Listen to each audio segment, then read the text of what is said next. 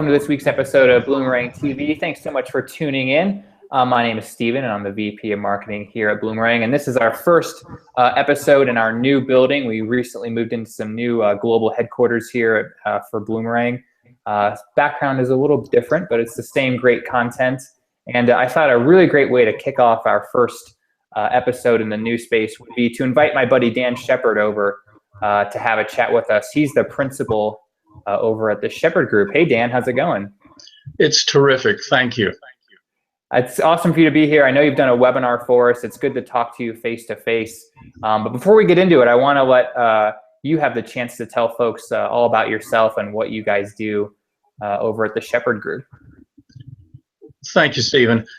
Put simply, I'm a teacher. What I teach is the skill sets that are useful to frontline fundraisers. And that means if you're a major gift officer, a planned gift officer, etc., if you're one of those people who meets with the few of your organization's donors who give the lion's share of the gifts, then you're the people I teach and train and coach.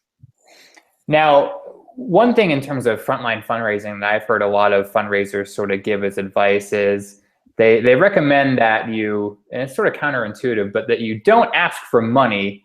You actually ask to have a conversation, have a chat with someone, ask for feedback and ideas rather than just being blunt and sort of asking for money right away. Can you kind of explain, the strategy behind that and why you're a believer of that sort of concept and strategy?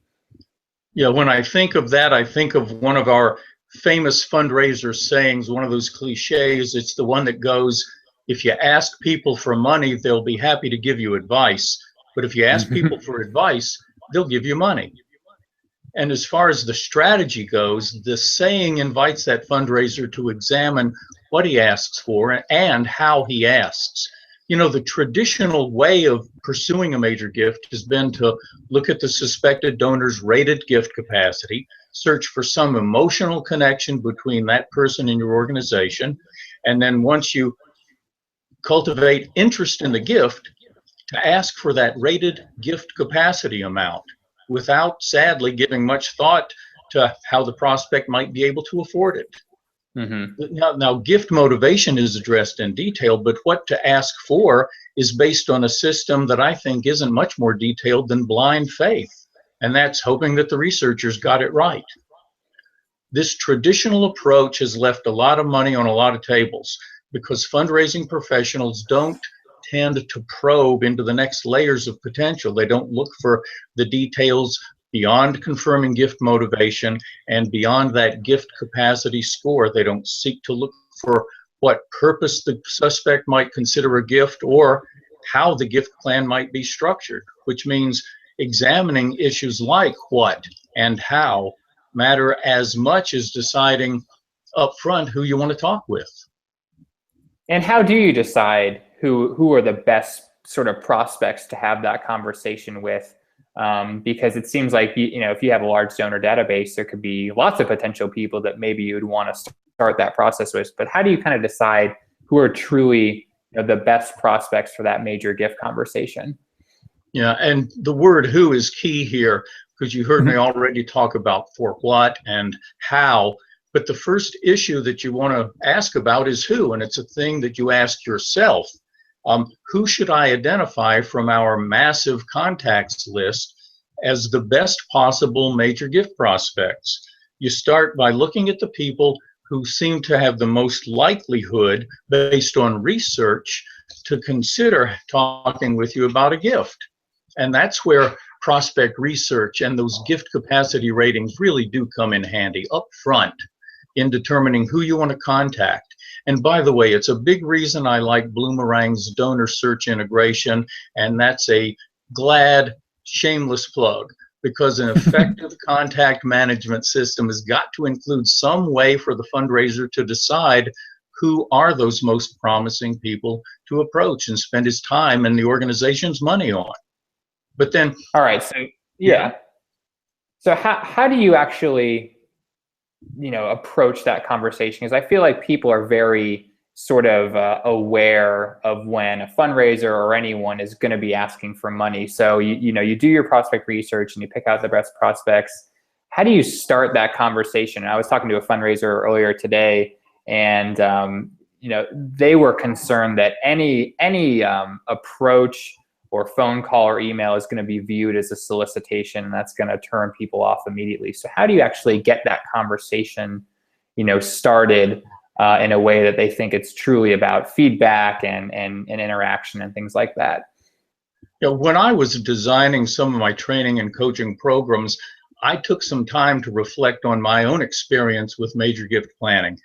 And I discovered in hindsight a consistent pattern. When I was successful, I had invited conversations about decisions on these 4 issues: why, for what, how, and only finally, will you?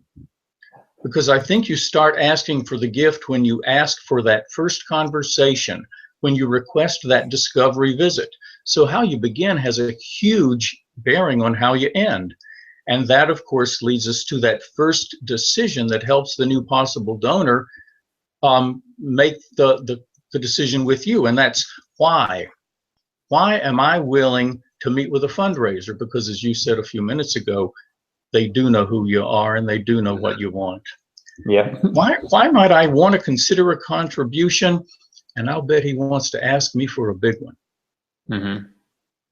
So what are some of those like probing questions that may sort of lead the prospective donor off that trail of it being a true solicitation? Or what are some questions you can actually ask to get that conversation rolling and make it sort of meaningful on a personal level? I call those triggering questions. They're the things that you can set yourself up for when you ask for that visit, instead of the cliched, the old go-to, hi, I'm so-and-so with such and such, and I'll be in Indianapolis in several weeks, and I'd like to drop by and tell you all of the good news from our organization. Right. Which just puts you in a corner of your own making. The key is to ask for something specific. And we go back to that old cliche that we started with. And by the way, we've got a new initiative, and I'd love to sit down and ask your advice about that. People do love to give advice. Mm-hmm. And then you pursue that thing once you're in the meeting. You can say, after all of the introductions and the getting acquainted, by the way, recall when I asked you to meet that I said that I wanted to thank you for your past support and ask you for your advice. So you've already opened the door for yourself. But once you get past that, you want to get to the point of transitioning the conversation with what I call triggering questions. Things like, tell me what's your fondest memory of your time as a student, or how about those favorite summer camp experiences? Or there's always this, I would love to know why you have supported us so generously and for so long. Because you want to get to the heart of that emotional commitment, and it's then that you can comfortably pursue the actual gift conversation, which is about for what and how. And it occurs to me as I'm thinking about your system, the for what and how and why and will you. Does that all have to happen in the same conversation, or can that be split throughout maybe 1 or 2 different conversations? I think a lot of people sort of rush to make it all happen in 1 half-hour meeting. And I'm curious kind of what your thought is in terms of, does it all need to happen all at one time, or can you kind of split that up over multiple engagements or interactions? Well, in 28 years of doing it, it rarely happened all at once. And that was only with experienced philanthropists who really knew who I was and what I wanted. It's all about the relationship building. But if you know going into the relationship that this is the agenda that you want to pursue, and that when you have the opportunity to say, well, it's wonderful to learn that you are so interested in this particular program, or this is where your passion lies. What I'd like to do now is turn our conversation to asking you to think about for what you might consider making a significant contribution. And it might be directly related to this thing that you've been telling me about, why you care, or you might transition into something a little more specific. But then you get into the details of for what, that possible and most promising gift designation.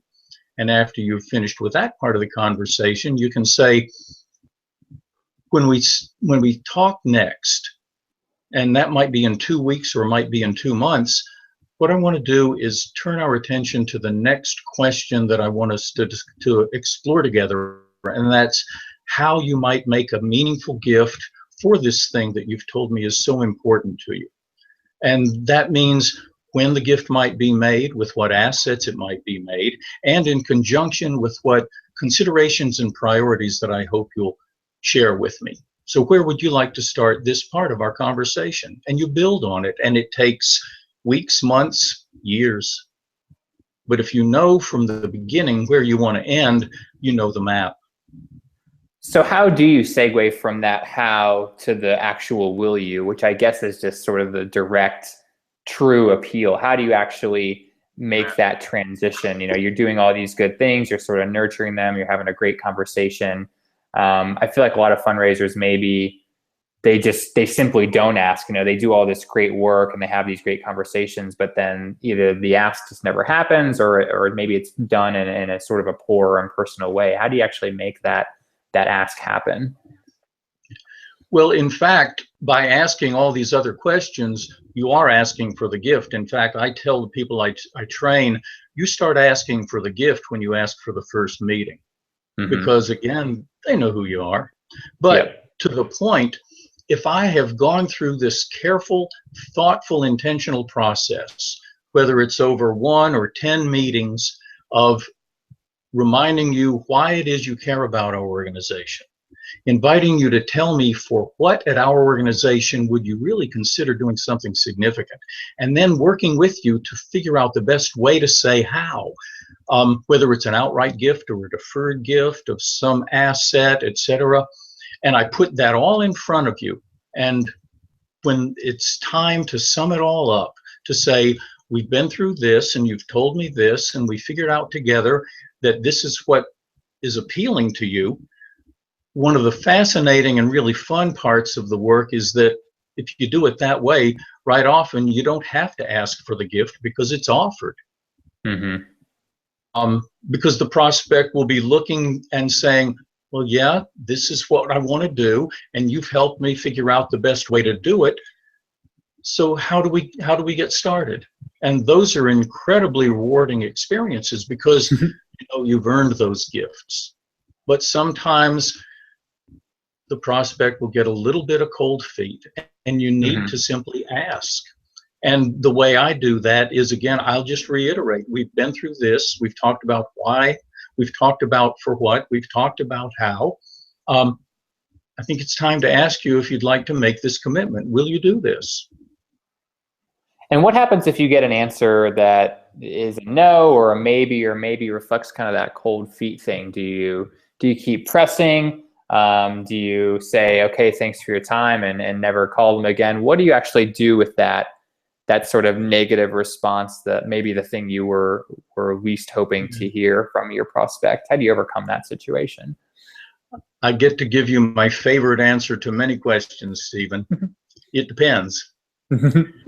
But in this case, it depends on what kind of a vibe you're getting, what look in the person's eye you're seeing, what the body language is, because at this point, you've invested considerable energy, you've invested of yourself. You hope by this time you've built some trust and you can speak with a little bit of candor. And to simply ask something like, what's in the way? What is it that we need to address? And if you've built that level of trust, you're going to get an honest answer. Mm-hmm.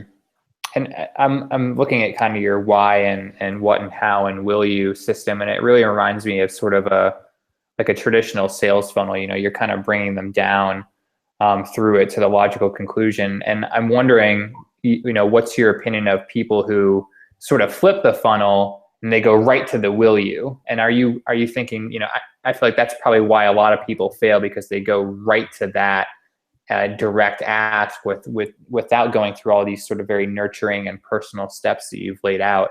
Do you think that's what most people do? They go right to the will you, and maybe that's why the success rates aren't as high for those folks? Far too many do it exactly that way, especially younger fundraisers who haven't learned yet One of the reasons I started the Shephard Group after doing this work for 28 years was to say, it doesn't have to take you 28 years to learn how to do this. Let me show you what I found out worked, and in conversations with dozens of peers over those 28 years, what I learned from them, what works. So you can learn in a few weeks or a few months what it took us decades to learn. And if you do it this way and not that way, we think you're going to do better. Yeah. Maybe a good place to end is, yeah, it definitely works. And I like what you brought up about the young fundraisers. Maybe a good way to end would be to ask, if you were to talk to a first-time fundraiser, someone who's going out and going to start prospecting their first major gift, what's one piece of advice you would give to those people beyond everything that you said already? Maybe a quick little tidbit for those folks. Well, we talked about beginning with the end in mind, and now that we're at the end, we're going to go back to the beginning, because the advice is simply this: don't ask for a contribution, ask for a conversation. That's it. It really is. It seems so easy. Yeah. Well, Dan, this was awesome. I really love the advice. I love the system. Maybe you could tell folks how to find out more about the Shephard Group and where they can find you online and all that good stuff.